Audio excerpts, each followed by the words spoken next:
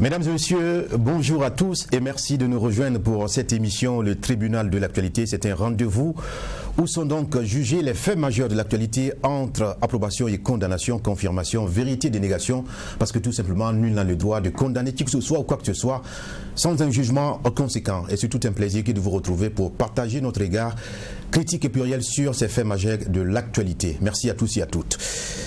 Le très respecté Norbert Zongo a dit ceci: les peuples, comme les hommes, finissent par payer leurs compromissions politiques avec des larmes parfois, du sang souvent, mais toujours dans la douleur. Et ceci est un extrait de son tout premier éditorial de l'Indépendant numéro 00 du 3 juin 1993, à méditer en cette journée du 14 décembre 2020, hommage donc à Norbert Zongo à travers cette citation. Merci à tous et à toutes, bienvenue au tribunal de l'actualité. Je suis Lukman Sanfo et je dis bonjour au juge au siège Bernard Bougma. Bonjour président, bonjour madame, messieurs. Merci à vous d'être à cette tribune, le tribunal de l'actualité, en attendant donc l'entrée en studio de Geoffroy Vaha. Merci également à l'équipe de réalisation qui nous réalise à la radio Watt FM également à travers True TV.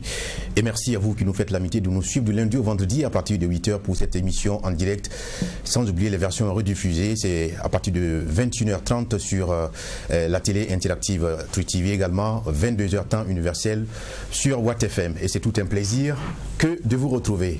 À présent, on peut dire bonjour à Geoffroy Vaha. Bonjour président, bonjour Jules Bougma, bonjour auditeurs et téléspectateurs. Merci à tous les deux d'être à cette tribune pour analyser l'actualité. Et nous avons retenu 3 sujets pour parler donc en termes d'analyse de l'actualité. On va parler de cette distinction du vieux Yacouba Saouadgo, vous le savez, le prix Nobel alternatif 2018, qui a vu encore ses mérites reconnus, cette fois-ci par les Nations Unies. Le vieux a été désigné champion de la Terre 2020 par les Nations Unies. On va y porter un jugement dans cette émission, le tribunal de l'actualité. Dans la deuxième partie, on parlera aussi de l'investiture du président ivoirien, puisque vous savez que Alassane Dramane Ouattara prête officiellement aujourd'hui serment ce 14 décembre 2020 au palais de la présidence. Pour l'opposition ivoirienne, c'est un non-événement.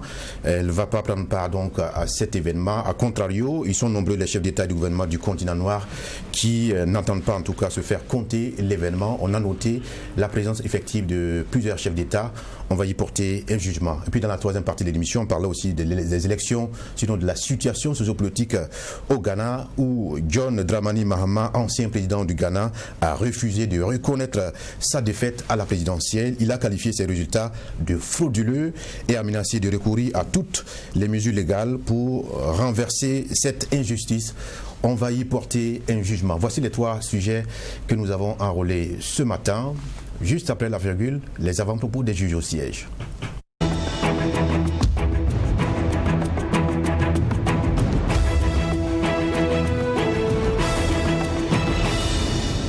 Merci encore une fois de votre fidélité. Je me retourne vers Bernard Bougma. Qu'avez-vous à nous partager en cette matinée du 14 décembre? Mon avant-propos, c'est la date d'hier, 13 décembre. Évidemment. 22 ans après, ça tombe d'ailleurs un dimanche, parce que c'était un dimanche. Et donc, les hommages continuent. La réclamation pour la vérité et la justice également continue. Il y a une justice qui avait classé un dossier et qui l'a remis au goût du jour par le rapport de force qui s'est inversé à l'issue de l'insurrection populaire des 30 et 31 octobre 2014, donc qui est également qui a été accéléré sur un certain nombre de choses, qui a permis de mettre du doigt sur certains objets liés au dossier, notamment l'épave du véhicule qui aurait servi au crime, d'auditionner des témoins et d'avoir des preuves qui n'existent que des gens avaient jalousement gardées par devers eux, compte tenu de la sensibilité et aussi du contexte. Donc 22 ans après aussi, il y a un suspect sérieux épinglé qui est de l'autre côté de la France, qui est bloqué par la procédure judiciaire là-bas, parce que l'avocat ayant effectivement introduit un recours, donc ça est devant le Conseil d'État, et c'est là également que ça traîne. Donc comme on dit que le temps de justice n'est pas le temps des hommes, c'est pour aussi nous dire que ce n'est pas ici seulement également que la justice traîne. Bon, on ne sait pas pourquoi, mais bon voilà. Et en même temps, une grosse interrogation, est-ce que le dossier ne peut pas être jugé en l'état actuel des choses et des preuves présentées de l'instruction? Deuxième question, est-on obligé d'attendre M. Compaoré, donc François de l'autre côté, avant de juger le dossier? Ou bien est-ce que c'est lui qui a attendu, ou bien qu'est-ce qui se passe? Au moment où les avocats disent qu'à l'état actuel des choses, le dossier peut être jugé sans problème. Alors, où se trouve véritablement le goulot d'étranglement? Donc, à la lueur où vont les choses, un matin, chacun également va devoir répondre de pourquoi est-ce qu'il a fait traîner des choses sciemment et de pourquoi est-ce que certains ont travaillé à bloquer effectivement ce dossier. Quand il y a eu l'affaire du rapport au niveau de la magistrature par rapport aux malversations au niveau de la magistrature, des juges avaient refusé de se faire auditionner par certains juges qui avaient couru du dossier Norbert Zongo et qui avaient tripatouillé le dossier. Ça avait fait effectivement mousse en son temps. Donc, 22 ans après, nous réclamons toujours la vérité et la justice pour Norbert Zongo et ses compagnons. C'est également des moments d'émotion pour leurs familles respectives qui jusqu'à présent n'ont pas réussi à faire le deuil. C'est aussi une nation divisée qui souffre également des affres de ce crime-là. Et le Burkina a traîné jusqu'à 22 ans après, jusqu'à être condamné par la Cour africaine des droits de l'homme et des peuples. Et donc je pense également que on doit avoir de la célérité dans le traitement du dossier. Je dis qu'après l'insurrection populaire, les lignes ont véritablement bougé sur la base de ce qu'on a, mais ce qui est attendu, c'est véritablement la vérité, la justice, et puis aller à autre chose, passer à autre chose pour que la famille également puisse passer à autre chose. Sa mère est partie, s'en est allée, sans pouvoir avoir la manifestation de la vérité. Le seul signe de confort qu'elle a eu, c'est d'avoir su que l'université a été baptisée au nom de Norbert Zongo. Ça, elle a eu cette information, mais bon, la suite, on la connaît. Donc, il ne faudrait pas également qu'on traîne avec le temps, parce que bon, quand c'est prêt à être jugé selon les avocats, il faut y aller. Qu'est-ce qui traîne? Voilà, parce que le procureur lui-même l'a dit, c'est bouclé. Et qu'est-ce qu'on attend? C'est la grosse question. C'est ce que j'avais à dire seulement comme avant-propos. Des interrogations qui restent pour le moment sans réponse 22 ans après. D'accord. Merci à vous de marquer cet instant. Nous n'avons pas souhaité enrôler cette affaire pour éviter justement les rédites, parce que nous avons consacré hier plus d'une heure en tout cas à cette question principale à travers notre journal du dimanche soir avec Geoffroy Vaha. Et donc c'est un instant avec les acteurs majeurs justement de cette question cruciale. Aujourd'hui, vous en faites un avant-propos, merci bien. Alors, Geoffroy Vaha, ce matin, qu'est-ce que vous avez à partager aux auditeurs et téléspectateurs? En termes d'avant-propos, moi je vais revenir sur la maladie à coronavirus. On écoutait encore dans le mot à dire ce matin les avis, notamment de nombreux Burkinabés là-dessus. Il y a un doigt accusateur qui est pointé sur nos acteurs politiques pour n'avoir pas été assez prudents et n'avoir pas donné l'exemple pendant la campagne. Ça, c'est un fait et personne ne pourrait le dénier. Et on a le corollaire de la remontée de la propagation de la maladie aujourd'hui. On ne va pas forcément lier les deux choses, mais à la réalité, ça y a participé. Maintenant, il y a aussi cet autre point que la plupart, pour moi, des appelants ont eu à relever, qui pour moi est très important, c'est la question de la responsabilité des personnes que nous sommes. Ça veut dire qu'il y a la question des gestes barrières, il y a la distanciation, le lavage des mains, un certain nombre d'éléments qui nous sont rappelés, mais ça il faut se l'approprier, parce que la maladie quand elle vient, on ne fait pas le débat du politique pendant qu'on l'a ou bien pendant qu'on s'y expose. Il faudrait que soi-même on soit dans la dynamique de pouvoir respecter ces gestes-là. Et l'impact il est fort, c'est pas seulement au Burkina, parce que dans la plupart des pays qui ont été touchés, il y a eu ce qu'on appelle la deuxième vague. L'Occident le connaît aussi actuellement, les pays africains commencent à le connaître. Tenez-vous bien, quand vous prenez un pays comme la Mauritanie, ils sont en train de revenir encore à des couvre-feux, donc les restrictions de liberté. Vous prenez un pays comme l'Afrique du Sud, pas moins de 8000 cas par jour, ils sont à plus de 23 000 décès, donc c'est encore remonté, et là-bas ce sont les plages qui vont être fermées. Je veux dire que si on y prend garde et que très tôt on ne prend pas les mesures ou les gestes qu'il faut, ça sera difficile au niveau personnel en termes de responsabilité, mais il y a aussi, ça il faut le reconnaître, nos autorités, le monde politique, et moi je mets tout le monde dedans, c'est pas une question de pouvoir ou quoi, tous ces acteurs là ils doivent s'assumer face à cette question question qui pour moi est très importante et concerne tout le monde. D'accord. Merci à vous d'attirer encore une fois l'attention des uns et des autres sur cette pandémie du coronavirus qui est toujours en vigueur et donc les mesures barrières sont à prendre au sérieux. Merci à vous et merci à tous ceux qui nous suivent. On va maintenant parler de Yacouba Sawadgo, du nom de ce vieux qui, par la technique donc du Zaï, a réussi à reboiser une forêt d'une 15aine d'hectares qui, vous le savez, fait rempart à la moitié du désert dans la province du Yatenga, c'est dans la région du nord du Burkina Faso. Et il est affectueusement appelé le vieux. Il a vu en tout cas ses mérites reconnus déjà en 2018 par le prix Nobel alternatif, donc en 2018. Et cette année 2020, ses mérites sont encore reconnus. Et cette fois-ci, il est désigné champion de la Terre par les Nations Unies. Et on a vu aussi ce message donc du ministre burkinabé, le premier ministre donc burkinabé Christophe Dabiré, qui a salué cette reconnaissance en lui adressant toutes ses félicitations. Et également, en tout cas, le ministre en charge de la question environnementale aussi a pris un engagement il y a quelques jours déjà de protéger la forêt du vieux. C'est comme ça on appelle justement cet espace-là. Et du coup, nous voudrons marquer une halte donc pour porter un jugement sur cette distinction de ce vieux qui est un acteur majeur donc de la lutte contre l'avancée du désert dans le Yatenga. Alors, Geoffroy Avara, déjà pour l'histoire extraordinaire de ce vieux Sawadgo, la presse, une partie en tout cas de la presse le découvre de façon spontanée. C'est vrai que ses actions sont connues de part et d'autre par certains, mais peut-on parler de, on va dire, d'un effet du destin, ou bien ça peut être aussi le prix du courage, de l'abnégation qui a été payé à travers ces actions du vieux là? Bon, c'est pour moi déjà une vie pleine de leçons. Et puis, pour moi, c'est la force de la conviction et de croire en pas seulement ses rêves, mais à pouvoir les traduire en actes.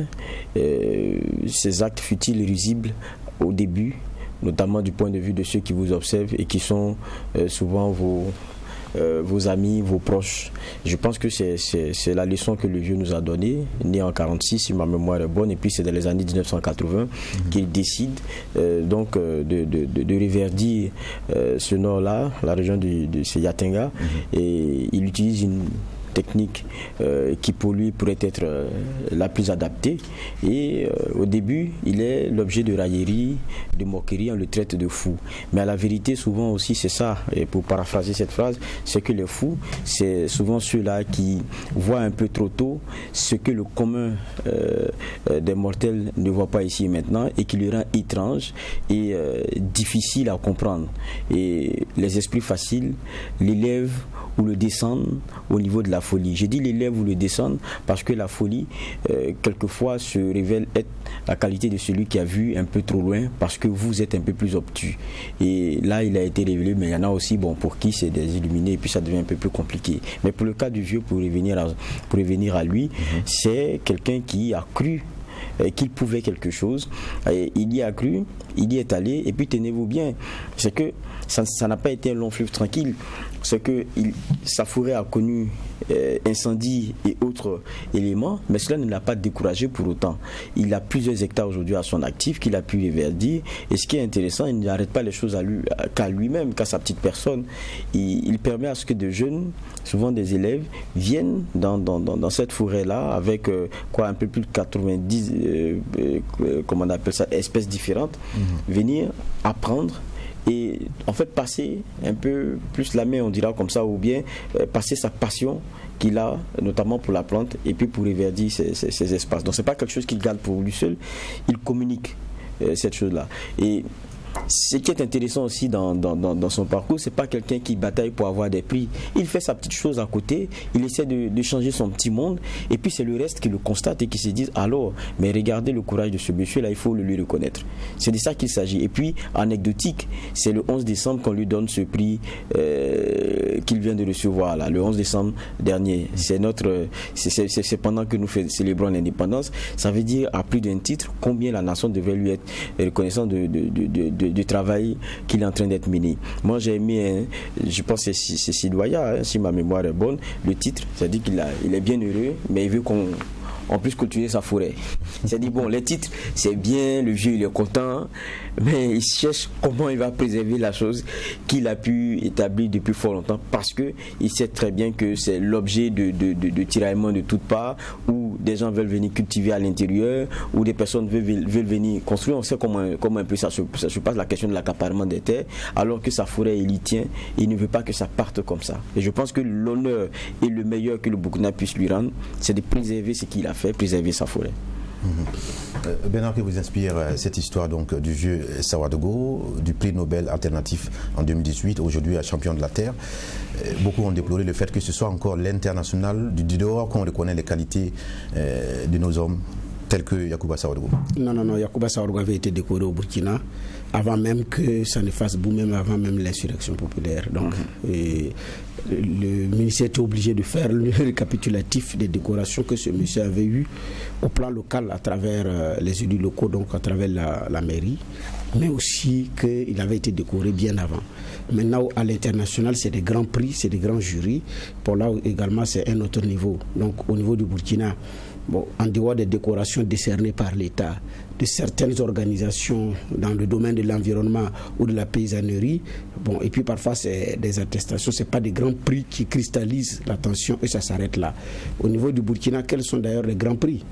C'est dans le domaine de la culture où il y a plusieurs organisations qui distinguent différemment le milieu culturel.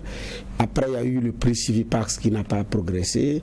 Et puis donc, et dans le domaine également de la presse, où il y a aussi des prix. Ça s'arrête là. Donc, mais à l'international, il y a beaucoup d'autres catégories de prix et c'est varié par plusieurs organisations et tout. Parfois, l'organisation est opaque, parfois aussi le récipiendaire même est plumé.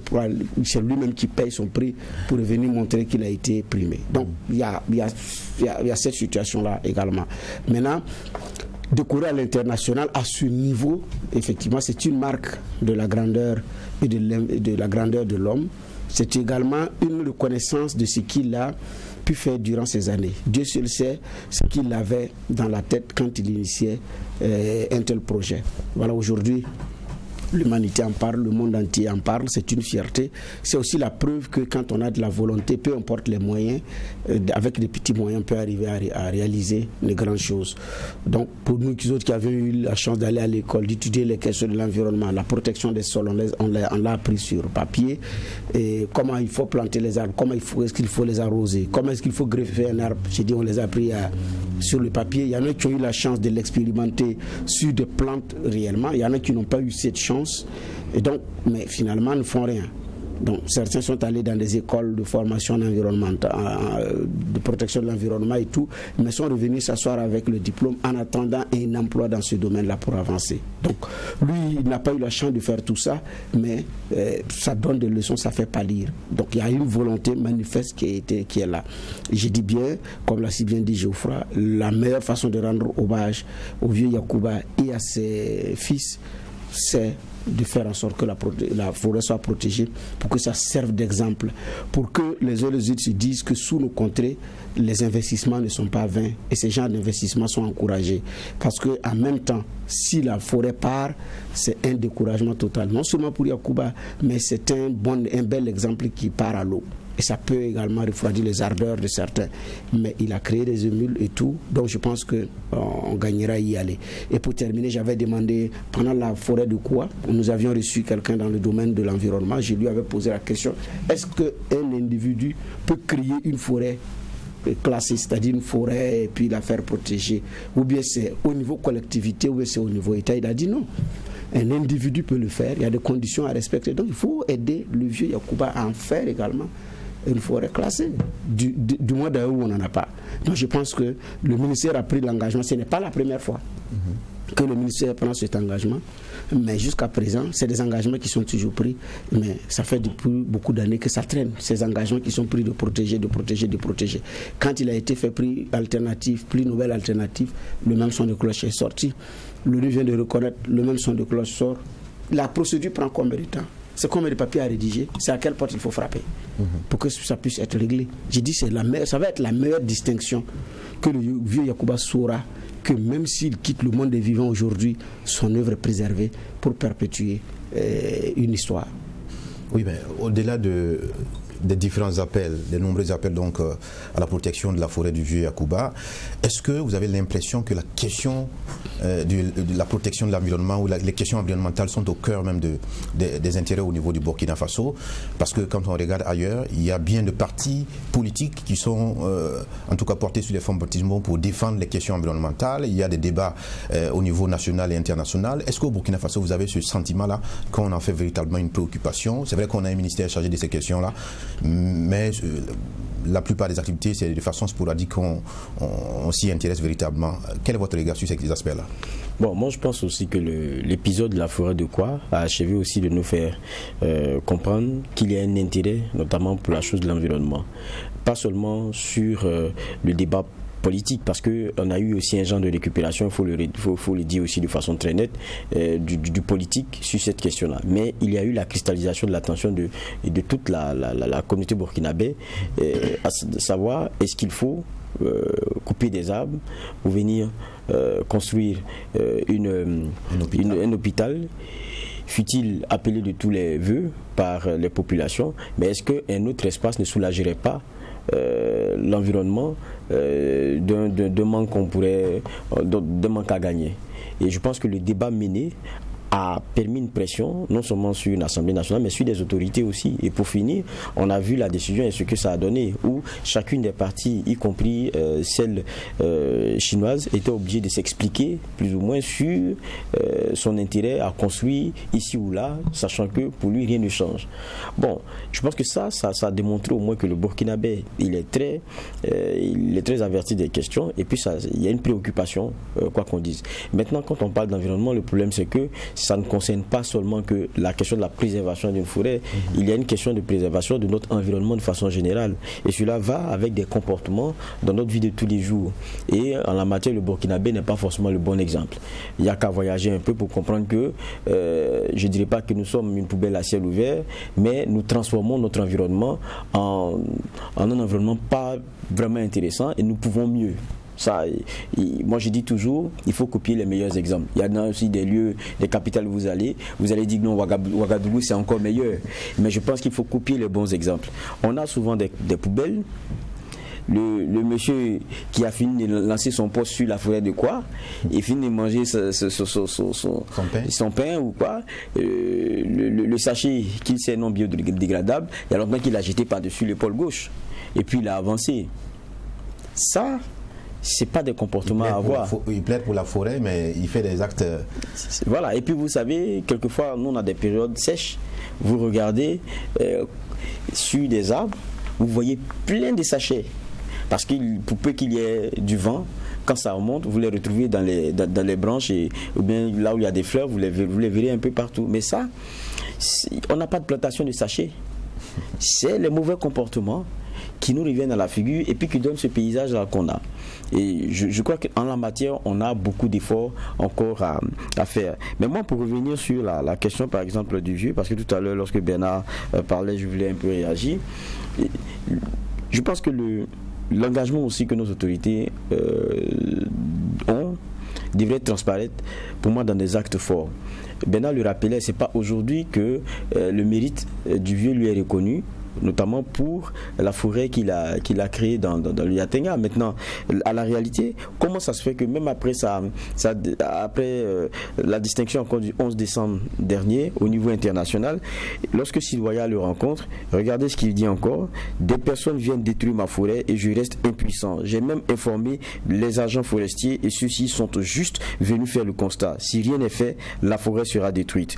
Pour éviter tout cela, je demande aux autorités de bien vouloir me délivrer un titre foncier et de m'aider à clôturer ma forêt. Sinon, ce sera un travail de plus de 5 décennies qui sera détruit très bientôt. Bon, je me dis, si on lui reconnaît tout ce mérite-là, ça ne devait pas rester dans des mots. On ne devrait pas, après parce que c'est le 11 décembre, il y a quelques jours, seulement qu'il a reçu ce prix-là. Et le vieux, il est encore à demander qu'on puisse préserver sa forêt. Soit, quand on lui reconnaît son mérite, tout le monde vient dire: ah oui, c'est vrai, le vieux, vous êtes vraiment une fierté pour le Burkina. Et puis après, tout le monde tourne le dos et puis on ne dit rien. Lui, il n'a pas besoin de ça. Le vieux, lui, il n'a pas besoin de ça. J'ai dit, même quand vous lisez le titre de l'article, je vais le lire parce qu'il est très intéressant, c'est pour ça que ça m'a accroché. Et Yacouba Savadogo, champion de la Terre 2020, et ce qu'il dit, c'est bien, mais qu'on m'aide à clôturer ma forêt. C'est ça le plus important pour lui. Donc, je veux dire ça révèle que malgré les distinctions, le ministère ne l'a pas reçu pour entendre donc ses attentes vis-à-vis de... On l'aura peut-être reçu, mais le problème pour lui, le vieux, c'est pas ça. Vous le recevez 40 fois. Si vous l'avez pas aidé à préserver ce pourquoi il a combattu pendant plus de 5 ans, ça fait maintenant 51 ans. Si vous ne l'avez pas aidé à pouvoir préserver ça, c'est 27 hectares, c'est 96 espèces différentes, c'est une quarantaine d'animaux, d'espèces différentes qu'il y a là-bas. Il a créé une vraie faune et une flore. Donc, si vous ne l'aidez pas à pouvoir garder cela, parce que, qu'est-ce qu'il dit ? On y entre pour couper du bois, on veut même parceller pour donner pour que des gens puissent construire des habitations. C'est face à ça qu'il est en train de batailler aujourd'hui. Ce n'est même plus forcément contre la nature.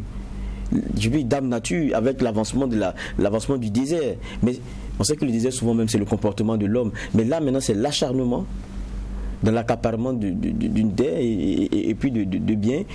Parce que comment comprendre, pendant 50 ans le monsieur il fait pousser ses arbres, vous n'y avez pas cru, et ceux peut-être qui ont ri et se sont moqués de son initiative, c'est ceux-là dont les enfants veulent venir couper le bois et puis aller le vendre dehors. Il n'y a pas plus difficile à supporter pour un monsieur de ce type-là. Et puis il n'y a pas rêve plus brisé que de voir que vous êtes seul dans cette démarche. Je pense que aujourd'hui ce qu'on peut lui rendre, ce n'est pas dire oui vous êtes une fierté, mais démontrer que c'est vraiment une fierté pour le Burkina. Et je pense que ce qu'il demande n'est pas...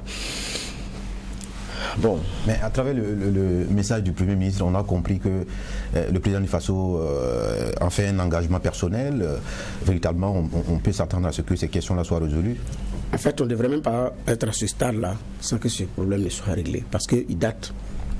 Et pour quelqu'un qui, à chaque fois qu'il emporte un prix, rentre, c'est le même engagement, il est reçu, passeport diplomatique délivré. Il a même été accueilli à l'aéroport. Accueilli à l'aéroport, soutien divers, tout et tout. Et puis, ça s'arrête là. Jusqu'à ce qu'il revienne encore avec un autre prix et disent et remettent sur la table. Parce que ce qu'il dit, il a plusieurs fois exprimé. Ce qu'il veut, il a plusieurs fois exprimé lors des rencontres dans les salons feutrés. J'ai dit, la procédure, ça prend combien de temps? Si tant tel que c'est une fierté nationale. Si tant tel qu'on en a fait, et comme on appelle ça, un symbole de lutte contre l'avancée du désert, un modèle où des gens partent regarder pour reproduire ailleurs, où des étrangers viennent également pour calquer son exemple. Pas forcément aller faire le selfie, mais il y a combien de visiteurs discrets qui partent à son école sans publier que j'étais dans la forêt pour les likes sur Facebook. Il y en a qui le font à longueur de journée, mais c'est pour apprendre. Parce que parmi eux, certains ne comptent même pas sur des selfies, tout non. Ils partent réellement avec une volonté de pouvoir contribuer à faire bouger les lignes. Quand l'affaire forêt de quoi a commencé, des gens ont quitté Ouagadougou. Aller à quoi? Revenir, aller chez le vieux Sawargo. Ils prennent les deux, mettre ensemble. Puis disent que c'est avec la même ferveur, c'est avec la même lutte. Quand quoi est réglé, ils ne parlent même plus du vieux Sawargo. Ils ont utilisé le problème du vieux Sawargo pour régler quoi et puis passer encore à autre chose. Donc, on ne peut pas également permettre que des gens puissent utiliser ça dans ces conditions. On a vu ce que les hommes politiques ont fait avec cette affaire-là. Donc, une image du vieux qu'on traîne partout. Et ceux qui le font, c'est comme je dis, c'est pas des vrais défenseurs de l'environnement. Ils le font, mais eux-mêmes, ils ont un comportement anti-environnement dans leur quotidien. Maintenant, par rapport à ce que le vieux demande, je dis bien, il dit titre foncier et puis clôturer. En ce moment-là, la personne qui vient, qui peut demander un morceau de bois, qui peut demander une plante médicinale, c'est à qui s'adresser parce que c'est une propriété privée de se clôturer. On n'interdira pas l'accès, mais on fixera des conditions d'accès. Bangouriogo, on ne dit pas à quelqu'un de ne pas rentrer, mais il y a des conditions à rentrer à Bangouriogo. Vous payez le ticket. Et puis ce qu'il faut faire à l'intérieur, vous savez. Ce qu'il ne faut pas faire à l'intérieur, vous savez. Il y a des panneaux qui vous indiquent. Il y a la ronde qui est menée pour interpeller que. Donc, il y a une aire aménagée où on dit, bon, si vous voulez, pour les visites, vous pouvez étaler vos objets par-ci, par-là. Bon, voilà. Donc, c'est clair. Donc, ce n'est pas pour interdire formellement. que des gens viennent demander une feuille parce que dans ces localités, au niveau du village, même à Bangoro, il y en a qui ont besoin de plantes médicinales qui sont dedans. Mais j'ai dit, mais il y a des conditions d'accès. Mais si on laisse ça comme ça, n'importe qui vient couper pour ceci ou pour cela, il y en a qui viennent enlever des bois pour leur hangar, ça va poser un problème. Alors que ces messieurs ne plantent rien. Ils ne plantent rien. Donc, ici, la procédure pour en faire une propriété foncière pour le vieux, c'est quoi? Et ils ont l'appareil de l'État. Donc, qu'est-ce qui se passe? Donc, la question reste posée. Je me demande même si on n'a pas eu une insurrection populaire qui a inversé un certain nombre de choses, est-ce qu'aujourd'hui la forêt du vieux ne serait même pas partie? Mais on a aussi une chance avec la nouvelle donne et des hommes qui sont animés de bonne volonté de pouvoir faire bouger les lignes. Donc le vieux, c'est qui démarre ses simple titre foncier et puis clôturer, passer à autre chose. En 2009, André Eugène Ilboudo, fondateur de la radio des écoles et de cofondateur de l'association Vive le paysan de Saponné, qui ont fait beaucoup de réalisations, dans une interview avait dit, c'était sa lecture, que par rapport au musée de Manéga, selon lui, pour en faire une garantie qu'après Passeré et autres, ça va toujours tenir, que l'État dépossède le musée et maintenant récompense, comment on appelle ça, Maître Passeré. Mais lui, il a dit à 1 franc symbolique et en faire un patrimoine national. En ce moment, il y a des garanties de protection que ceux qui sont là, même s'ils partent, ils pourront trouver des gens qui vont toujours regarder. C'était sa lecture. On peut partager, on peut ne pas partager. Par rapport à la forêt du vieux du vieux Sawargo, qu'est-ce que l'État fait? Ou vous faites la même chose avec une bonne compensation pour la préservation, ou vous lui reconnaissez tous les droits en lui facilitant les choses. Et ça aussi c'est facile à faire. Je pense que d'ailleurs c'est la meilleure formule. Parce que c'est une initiative privée qui a défié le temps, qui a défié également ce que les hommes ont prédit que ça ne va pas marcher, ça ne va pas marcher. Donc l'aider à en faire un domaine privé, une forêt classée privée, pour créer des émules. Moi je penche beaucoup plus pour la deuxième option que de dire bon, nous on va déposséder, ça va être maintenant le patrimoine de l'État et puis on va faire ci et après non. L'État a ses prérogatives de créer des forêts classées. Il y a déjà des communes, beaucoup de communes ont créé des forêts communales. Ça commence à prendre, c'est bien. Maintenant, par rapport au vieux Sawargo, je pense qu'il faut aider le vieux. J'ai dit ça va être la meilleure récompense, le meilleur prix. Que ce soit un prix de l'ONU, de l'Union européenne, une décoration burkinabé, ou d'une association, ou bien du ministère de l'Environnement. Le meilleur trophée à offrir aux vieux, ce sont des papiers. Dit le vieux, voici vos papiers. À partir de ce moment, c'est votre domaine. Et le vieux fixe les conditions d'accès. Et puis c'est bon. Je pense que c'est le meilleur trophée quand il va avoir ses papiers pour dire oui, voilà, c'est ça. D'accord. Dans tous les cas, nous allons saisir le ministère en charge donc, de ces questions-là pour en savoir ce qui est prévu en termes d'accompagnement des actions du vieux Yacouba Sawargo. Mais déjà, nous en sommes fiers de cette distinction et encore félicitations pour le travail abattu. Merci également à vous pour cette lecture de la situation du vieux Sawargo.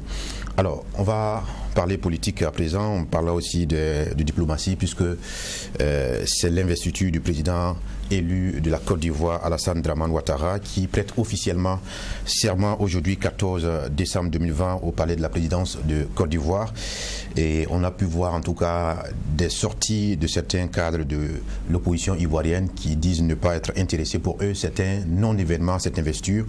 A contrario, ils sont nombreux en tout cas les chefs d'État et de gouvernement du continent noir qui n'entendent pas se faire compter l'événement. Ils s'y sont rendus déjà depuis quelques jours, dont le président du Faso, Christian Kaboré. Et donc, quelle est la lecture qu'on peut en faire de cet instant d'investiture en Côte d'Ivoire? Alors, Geoffroy, commençons par la posture de l'opposition, un non-événement, une investiture après cette élection du troisième mandat. Donc, sinon, du premier mandat du premier, qu'est-ce qu'on s'embrouille souvent même sur cette appellation? Non, mais c'est logique. C'est logique parce que même le porte-parole du gouvernement voilà, ivoirien s'entremêle les pinceaux. Un non-événement, est-ce que c'est véritablement le cas? Oui, c'est un non-événement, il précise pour eux. Maintenant, je pense qu'il y a beaucoup de chefs d'État qui seront présents à cette investiture-là.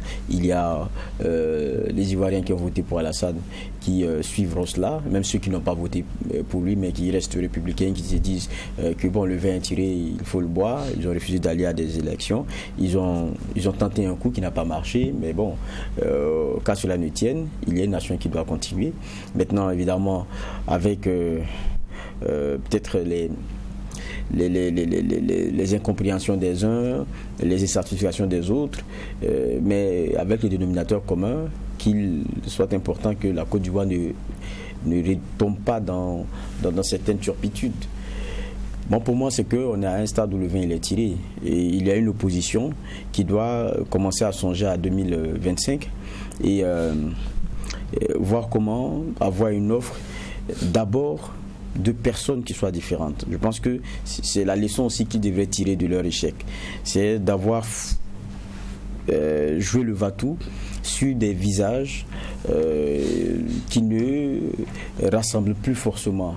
Bédié est ce qu'il est, il a ce qu'il a pu apporter à la Côte d'Ivoire, mais pour la jeune génération, et c'est elle qui compose le clair, notamment de ce qu'on a dans chacune des nations africaines.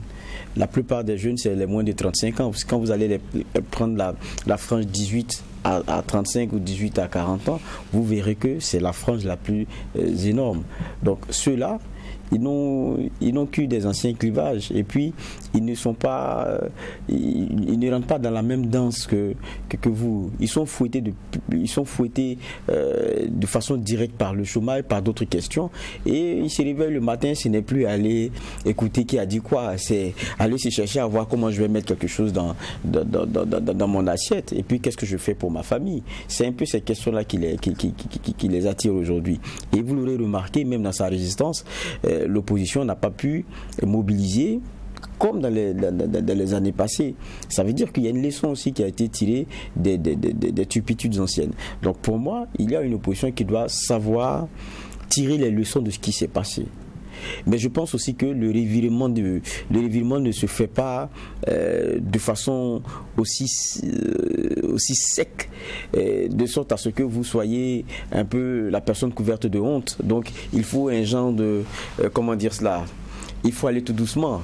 Sinon, quand on a Bédié qui vient discuter qui accepte de venir prendre langue déjà avec Alassane Ouattara, ça veut dire quelque chose. Quand on écoute le dernier communiqué qu'ils ont eu à donner, où on ne parle plus des préalables, alors que Afin-Guessin est encore là où on ne sait même pas, vous ne posez plus ça comme préalable avant discussion.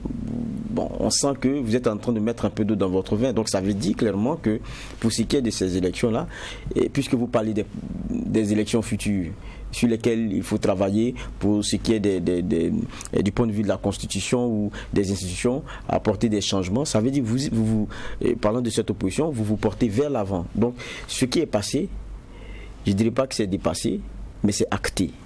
En tout cas, c'est quand on veut avoir une claire lecture des choses, c'est ce qui est. Maintenant, le reconnaître ici et maintenant et aller, revenir toiser, participer à une investiture, alors qu'il n'y a pas si longtemps, on en était les contestataires pour ce qui est de l'élection, ça va friser un peu les ridicules et c'est un peu honteux. Peut-être c'est pour cela qu'on traîne encore les pas. Sinon, pour moi, il y aura cette investiture qui se fera avec l'éclat de la présence des autres chefs d'État, et puis il y aura Alassane qui aura maintenant à faire face à une opposition qui est vraiment qui est plus forte dans sa constitution, parce que quand on regarde, ce n'est plus le Bédié qu'on avait avec lui et les autres qui étaient dans l'autre camp. Il y a Bédié qui l'a fragilisé quand même quelque peu en allant dans le camp de l'opposition. Il faudra faire avec, et il doit être un fait manœuvré pour les 5 années qui viennent, étant entendu que même lui doit penser à une succession, quoi qu'on dise. Parce que la façon dont c'est passé pour ces 5 ans-là, ça n'a pas été vraiment facile. L'accouchement a été terrible et il sait que s'il veut rébelloter, ça risque d'être encore plus difficile pour lui. Et un choix à Lagon, c'est pas quelque chose que son camp même va lui pardonner. Donc il faut aujourd'hui que chacun de ces camps-là réfléchissent pour 2025. Et pour moi, la question de l'investiture d'aujourd'hui, c'est ce n'est pas un non-événement. Ils ont fait un combat, ils ont perdu. Et Alassane serait investi aujourd'hui. Bernard, toujours par rapport à cette posture de l'opposition ivoirienne, pour avoir accepté de dissoudre ce qu'il qualifiait de transition et annoncer aussi la disposition à aller à un dialogue national, est-ce que participer à cette cérémonie d'investiture n'est pas un premier pas important et qui peut être pris en compte dans la dynamique qui est enclenchée? Mais justement, même la dissolution du CNT fait partie des préalables fixés par Alassane Ouattara aussi en coulisses, en attendant une possibilité de dialogue. Donc il ne peut pas dialoguer pour lui avec des gens qui se sont inscrits autrement par rapport à la démarche républicaine. Donc Bédié aussi, pour montrer par blanche, a dissous, mais pose aussi des conditions. Et donc la sortie de Bédié aussi est à un bon moment, à quelques jours de l'investiture. Il sait que ça va cristalliser les attentions. Il savait également qui était invité et qui avait déjà répondu favorablement à cette invitation. Donc quand on regarde les chefs d'État, là on comprend également que Alassane c'est aussi un autre niveau de préparation, d'organisation et qui tient sérieusement à son affaire. Même ceux qui ont dit que les troisième mandats sont des coups d'État sont allés à l'investiture. Autrement dit, c'est pour valider en quelque sorte aussi un coup d'État qui vient de se dérouler en Côte d'Ivoire. Donc vous ne pouvez pas dire qu'un troisième mandat est un coup d'État et puis vous partez à l'investiture de quelqu'un qui est issu de ces résultats-là, sauf si vous validez également par ricochet un coup d'État. Mais le club des chefs d'État, c'est un autre club avec ses réalités, avec ses... comment on appelle ça, un contenu que peut-être du dehors on ne peut pas savoir. Maintenant, l'opposition aller à cette investiture, est-ce que ce n'est pas un signe d'apaisement? Mais en même temps, je pense que Bédié joue à un jeu où il ne voudrait pas trop prêter le flanc, à telle enseigne que à un moment donné, ça devient même délicat pour lui dans son camp, parce que beaucoup pourraient douter de sa légitimité. D'abord, il part rencontrer Alassane Ouattara seul, sans son porte-parole et sans les autres, et même ses proches qui sont toujours détenus. Et en même temps, à l'investiture, il y va. Bon, alors que Guillaume Soro de l'autre côté continue de communiquer sur les réseaux sociaux. Il avait dit qu'il n'y aurait pas élection, d'écrire, l'élection a eu lieu. Il a dit que l'investiture n'aura pas lieu. L'investiture aujourd'hui, on attend de voir si ça va finir ou ça n'aura pas lieu. Donc, face à ces messieurs-là également qui se parlent au téléphone, qui parlent stratégie ensemble, comment est-ce qu'il faut aborder cette investiture? Je pense que même l'opposition, Bédié, qui est le porte-parole de l'opposition avec l'interlocuteur direct, voilà. Donc, avec Alassane, joue à un jeu où lui aussi il fait très attention parce que sa légitimité pourrait être mise en jeu, mise en doute, et ça peut desservir d'ailleurs la lutte de toute l'opposition ivoirienne. Donc c'est un Bédié qui est prudent, un Alassane qui est déterminé, avec une opposition qui est obligée également de changer de stratégie. La désobéissance civile, on sait là où elle a conduit. Le CNT est dissous, Alassane est en train d'être investi. La suite, ça va être quoi? Ça va être la négociation. Qu'est-ce qu'on concède, qu'est-ce qu'on ne concède pas? Mais il y a une opposition ivoirienne également qui doit changer de stratégie. Mais quoi qu'il en soit, chaque camp est obligé de concéder des choses pour avancer. C'est parce que sans concession, on ne pourrait pas parler de dialogue sans concession. Mais les a priori non négociables parfois également bloquent les machines. Alassane aussi avait posé comme condition la levée du mot d'ordre de désobéissance civile, la dissolution du CNT, et puis bon voilà. Donc, Bédié, certainement avec la pression aussi des autres chefs d'État ou leur intervention a lâché du lest. On attend maintenant de voir ce que le camp Alassane va faire par rapport aussi à ceux qui sont détenus avant les élections, pendant les élections et après les élections. Surtout les cadres politiques de l'opposition, Afin Guessan et autres, pour également montrer sa bonne foi par rapport au dialogue. Donc c'est les jours à venir, les mois à venir qu'on pourra savoir véritablement où est-ce que Alassane veut aller avec cette situation. Mais c'est un rapport de force également qui est enclenché entre les deux camps. On s'attend véritablement à un balai de chefs d'État à cette investiture-là. On en a déjà vu quelques dirigeants des pays membres de l'UEMOA qui ont fait le déplacement. Comment peut-on comprendre justement que parmi eux, Bernard l'a souligné tout à l'heure, il y en a qui étaient plutôt sceptiques ou bien réservés quant à cette question du troisième mandat de Alassane Ouattara, mais finalement, ils seront. Comment peut-on expliquer cette situation selon vous? Moi, je pense que c'est clair. Hein. Il y a les avis qu'on émet sur une situation. Il y a un peuple qui s'assume, qui a une histoire, qui a un cours, et puis il y a des relations entre deux pays. Vous prenez le cas de la France, ça a été pareil. Qu'est-ce que Macron n'a pas fait? Il a félicité la décision de non-troisième mandat d'Alassane. Après, on a senti le bruit qu'il y a eu. Mais après, il l'a félicité pour son élection. Et puis on passe à autre chose, parce que maintenant, c'est la France et la Côte d'Ivoire qui parlent intérêt. Vous allez parler peut-être d'un Balo qui a dit que le troisième mandat, c'est chrysogène, c'est comme un genre de coup d'État et tout. Mais écoutez, à la fin, lui, il est président d'un pays qui doit avoir des rapports avec un autre pays et des intérêts dont ils vont parler. Maintenant, le peuple ivoirien, lui, c'est à lui de s'assumer. Si il advient que c'est lui qui est président, moi, je vais gérer les choses avec lui demain. Donc, je ne vais pas continuer de froisser les choses outre mesure. C'est les intérêts maintenant qui parlent et on passe à une autre étape. Donc, il n'y a pas d'illogie pour moi dans le déroulé de ce qu'on a comme posture. Non, à un moment donné, c'est quelqu'un qui est élu, qui représente un État et avec lequel vous allez composer, donc vous passez à autre chose. Je crois que c'est de ça aussi qu'il s'agit. Ça sera le cas de Condé. Peut-être que lui n'aura pas le même balai, mais après il faudra discuter avec Condé. Lorsque vous voulez discuter avec la Guinée, vous voudrez parler intérêt. Qu'est-ce que Macron a fait? Il lui a souhaité bonne suite. Est-ce qu'il a le choix? Parce que demain, il a ces entreprises-là qui vont aller faire des balais diplomatiques, aller être reçus par Condé. Avant, il sera obligé de l'appeler pour lui dire il y a des gars qui viennent et tout. Et voilà. C'est de ça qu'il s'agit. Là, on parle business, on parle intérêt. Et ça, c'est comme ça que ça fonctionne. Il faut le comprendre ainsi. Pour moi, c'est la clé qu'il faut avoir de lecture sur ce chapitre-là. Quel symbole peut-on mettre justement à cette investiture? Parce que pour certains, réussir à se faire investir aujourd'hui sonne un peu la fin de la crise post-électorale. D'autres, en l'instar donc de la situation au Mali, il faut pas s'attendre à ce que il faut plutôt s'attendre à ce qu'après l'investiture, les choses se passent encore sous la tension, comme le cas du Mali. Quelle est votre appréciation justement? Je pense que les pays ont leur trajectoire selon les particularités qui sont les leurs. Vous prenez le cas du Mali, c'est un peu comme aussi au Burkina, on a eu des mouvements qui sont forts en interne, mouvements syndicaux, organisations de la société civile.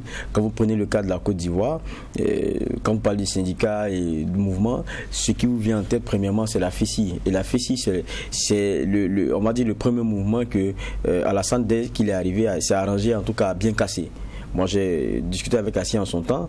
Vous comprendrez que c'était pas facile pour eux. Et jusqu'à aujourd'hui, ce n'est pas forcément la même poigne, la même arme que nous avions à un moment donné. Et vous regardez les mouvements, quand vous parlez syndicats et tout en Côte d'Ivoire, ils ne sont pas aussi forts qu'on l'a dans certains pays. Et même les organisations de la société civile, vous voyez que derrière, sous cap, il y a tellement de partis politiques et le cordon ombilical, il est tellement fort et visible que il y a un problème de crédibilité et par ricochet, donc, de pression légitime. Et ça, c'est la réalité aussi ivoirienne. C'est vraiment du tout politique où les modèles sont plus politiques qu'autre chose. Et où il y a des difficultés à avoir cet accompagnement-là, cette pression d'organisation de la société civile et des syndicats et autres qui vont d'un commun accord, comme on l'a vu au Burkina sur la question de l'article 37. Ce n'était pas seulement une question de politique, il y avait un large front qui avait été fait et vous avez vu ce que ça donnait jusqu'à la fin. Vous prenez le cas du Mali, ça a été pareil. Après les élections dont les résultats n'avaient pas été acceptés, je parle des législatives, vous avez vu ce que ça donnait. Il y a un monde politique, il y a les acteurs politiques qui sont montés, derrière il y a des organisations de la société civile, les syndicats mettaient la pression, notamment le monde enseignant et tout. C'était comme ça. La Côte d'Ivoire, c'est un peu différent. Donc je dis, il faut être prudent dans les analyses, qu'on pourrait faire. Mais c'est clair que Alassane Ouattara n'est pas dans le même confort de ses deux premiers mandats. Ça, au moins, c'est une réalité. Parce qu'il aura à gérer son après, donc à préparer, parce que c'est très clair pour lui que l'échec ne serait pas seulement de faire ses 5 ans. Mais si pour lui la main passe dans l'autre camp, il sait bien ce qui adviendra de lui et de ceux qui ont été avec lui toutes les 10 années. Je ne prédis pas que pour les autres ce sera des revanchards ou quoi, mais il sait que ça ne sera pas simple parce qu'il n'a pas été tendre avec ses profondeurs. Ça, c'est une réalité. Donc, c'est comment est-ce que celui qui l'aura désigné, il travaillera à glaner des bons points pour lui et qu'il y ait des Ivoiriens qui fassent ce choix-là parce qu'il aura construit un homme fort qui pourra incarner peut-être les valeurs que certains Ivoiriens ont vues en lui et cette stabilité-là qu'il a pu peut-être insuffler. Et ça, il faudrait compter aussi avec une opposition qui aura, et c'est ce que je pense, aura tiré leçon de ce que vouloir continuer avec les Bédier et autres, c'est une erreur. Quand vous regardez le cas du PDCI, le PDCI regorge de cadres à même de pouvoir porter les ambitions de ce parti-là. Et vous prenez le cas du FPI qui doit aussi se réinventer. Donc si le camp d'en face arrive à se réinventer, ça sera difficile pour Alassane parce que pour moi l'enjeu, ça sera les prochaines élections. Mais entre-temps, ça ne sera pas un long fleuve tranquille pour Alassane, ça c'est une réalité. Bernard, qu'est-ce que vous en pensez? Après cette investiture de Ouattara, le vin sera tiré ou bien le plus dur reste à venir? Bon, je pense que les autres défis vont se présenter parce que après, il faut penser à construire la Côte d'Ivoire, donc le chantier de développement, mais aussi travailler aux questions de réconciliation, qu'il n'a pas pu faire depuis 2011 jusqu'à maintenant. Sur le plan de la réconciliation, des lignes ont bougé, certes, mais il n'est pas arrivé à réconcilier les Ivoiriens avant d'embrasser effectivement ce troisième mandat-là. C'est vrai qu'il a eu un soutien fort après les élections. C'est Macron qui défend habilement Alassane, qui dit qu'Alassane ne voulait pas. La mort de Gon l'a affecté, il n'y avait plus de solution. Sinon, c'est à son corps défendant qu'il est allé. C'est Macron qui défend bien le dossier Alassane dans les médias internationaux. Il dit, bon, il ne voulait pas, mais il n'a pas le choix, donc il faut l'aider. Maintenant, ce qui reste à faire, c'est sur le plan de la réconciliation nationale. Gbagbo et son fidèle, parmi les fidèles, Blé Goudé, tient son passeport en main et veut rentrer. Alassane également, en tant que président de la Côte d'Ivoire, par rapport au recours devant la CPI, doit donner son autorisation pour que Gbagbo puisse rentrer, parce que comme la procédure n'est pas totalement finie. Maintenant, il y a effectivement, ça fait attendre. Donc il y a le dossier Gbagbo que Alassane doit pouvoir régler par rapport à la réconciliation, mais aussi il y a le cas des autres dossiers qui sont là. Certains qui ont plus 20 ans aussi, qui attendent de voir comment est-ce que ça va se passer. Donc, en même temps qu'il va s'occuper du développement de la Côte d'Ivoire, il va veiller sur la sécurité du palais, parce qu'il y a un fauteuil également qui est là. Et donc, comment est-ce qu'il faut faire par rapport à une telle situation? Donc, beaucoup de difficultés à gérer, mais c'est ça aussi un chef d'État qui doit pouvoir travailler sur plusieurs fronts. Mais sur la question de la réconciliation, Alassane est très attendu parce que c'est l'un des points faibles d'ailleurs de son magistère. Développement, infrastructure, une Côte d'Ivoire également qui est surendettée. Ça, il ne faut pas avoir le courage également de le dire. Il y a des résultats, oui, mais qui est beaucoup endetté, mais avec des Ivoiriens également qui à peine se parlent ou qui à peine s'écoutent compte tenu des différentes dissensions politique. C'est ce qui d'ailleurs a joué en défaveur de l'opposition parce que dans les urnes, beaucoup ont boudé, ne sont pas allés chercher les cartes d'électeurs. Donc ils ne pouvaient pas également inverser la tendance, même dans les urnes. Qu'est-ce qu'il fallait faire? Pour les leaders de l'opposition, il fallait compter sur la rue avec les résultats également que nous connaissons. Mais la suite de ce mandat va être un mandat de beaucoup de défis. D'accord, vous ouvrez un chapitre important. On aura le temps de revenir justement sur ce point-là pour analyser, va-t-on dire, les grands chantiers de Ouattara, les priorités après son investiture. On aura l'occasion. Malheureusement, on ne pourra pas aborder le dernier sujet concernant donc le Ghana où le président Mahama ne reconnaît pas du tout sa défaite à la présidentielle, lui qui parle de résultats frauduleux et qui menace de recourir donc aux instances pour renverser cette injustice. On aura l'occasion d'y revenir. Merci à tous les deux, merci à l'équipe technique de réalisation et merci à vous qui nous avez suivis. On vous retrouve demain mardi pour la deuxième convocation du tribunal de l'actualité. Que la paix nous fasse la guerre, que la guerre nous fasse la paix. Au revoir.